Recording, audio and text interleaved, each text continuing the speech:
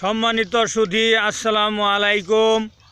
আমরা সৌদি খেজুর গাছের যত্ন করার জন্য আমরা এসেছি ঢাকা জেলার নবাবগঞ্জ থানার কৈলাইল গ্রামে। এখানে আমাদের গার্মেন্টস ব্যবসায়ী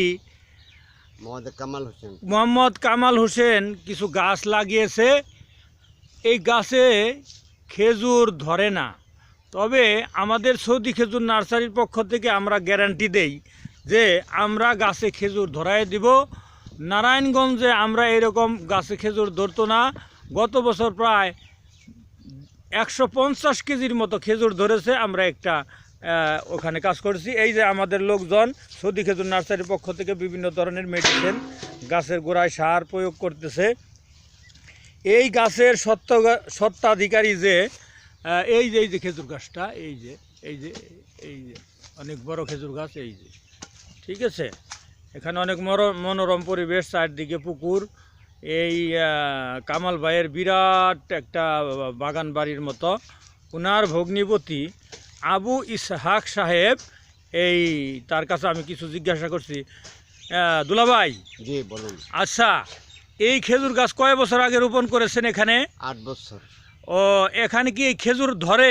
প্রথমবার আসছিল, একটা বাধা আসছিল। হ্যাঁ, তাহলে কি খেজুর টিকে না? না, টিকে না। কারণ খেজুরে পরাগায়ন করতে হয়, ওনারা তো এটা বুঝে না।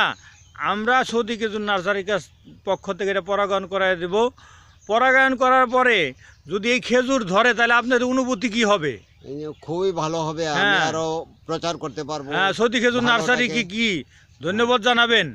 জি, আমরা সারা বাংলাদেশে অনেকেই খেজুর গাছ রোপণ করতেছে, কিন্তু এই খেজুর গাছের যে পরিচর্যা এটা বুঝে না। পরে নিরুৎসাহিত হয়ে বলে যে খেজুর ধরে না, টিকে না। এটা কিন্তু সত্য কথা না, এটা কিন্তু ঠিক না। খেজুর ধরে ঠিকই বা খেজুর আসে ঠিকই, কিন্তু এটাকে কিছু টেকনিক্যাল কাজ করতে হয়, এগুলো জানে না। সেই জন্যে মানুষ আবার নিরুৎসাহিত হয়ে যাবে, না এই খেজুর গাছ দিয়ে লাভবান হইতে পারতাছি না। এটা কিন্তু ঠিক না। ঠিক হচ্ছে এই গাছের যত্ন করলে ঠিকই খেজুর ধরবে। আমরা গ্যারান্টি দিচ্ছি, এই বছর এই যে যত্ন করলাম, সামনে ফেব্রুয়ারি মাসে এই গাছে ফুল আসবে। আসলে আমরা কিছু ওষুধপত্র, কিছু মেডিসিন, কিছু সার, কিছু পরাগায়ন এগুলি করায় দিলে খেজুর আসবে। সেই সময় আবার আমরা আপডেট দিব। দেখেন, এই আবু ইসহাক ভাই এই 7-8 বছর যাবত এই গাছ লাগিয়েছে, কোনো দিন একটা খেজুর খেতে পারে নাই।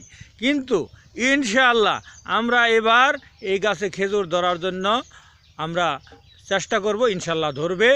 আবু ইসহাক ভাইকে ধন্যবাদ, সৌদি খেজুর নার্সারির পক্ষ থেকে ধন্যবাদ। আসসালাম।